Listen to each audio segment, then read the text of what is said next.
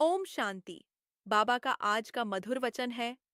मीठे बच्चे, तुम्हारी प्रतिज्ञा है कि जब तक पावन नहीं बने हो, तब तक बाप को याद करते रहो और एक बाप को ही प्यार करो। यह वचन हमें अंतिम लक्ष्य की याद दिलाता है। अंत समय बस बाबा ही याद रहें और कुछ भी याद न आए।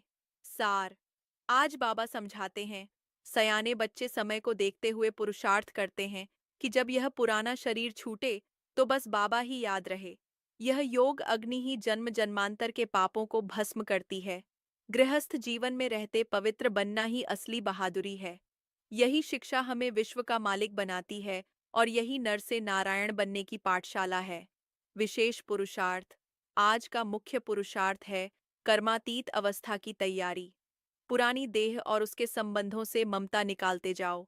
आत्मा अभिमानी बन, बाप को याद करो। केवल सरेंडर होना काफी नहीं, असली सरेंडर है स्वयं पुण्य आत्मा बनना और औरों को भी पावन बनाना। यही सच्ची सेवा है, यही ऊंचे पद का आधार है। आत्मशक्ति बढ़ाने के अमूल्य टिप्स सदा स्मृति रखो। सर्वशक्तिमान बाप हमारे साथ है। यही शक्ति आत्मा को निर्विघ्न और निडर बनाती है। जीते जी मरना सीखो, देहाभिमान और अहंकार छोड़ो, आत्मा अभिमान में रहो। याद की यात्रा को पहला स्थान दो, इससे ही विकर्म विनाश होंगे और आत्मा हल्की बनेगी।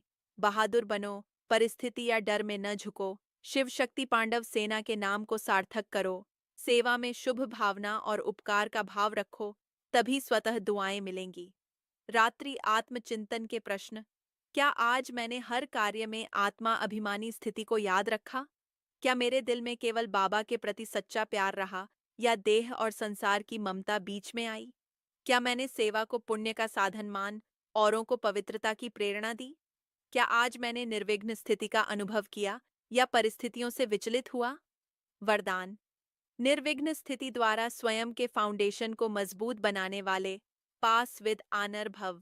स्वमान और अभ्यास। मैं निर्विघ्न, अडोल और शक्तिशाली आत्मा हूँ। मैं बाबा का पास विद आनर बच्चा हूँ।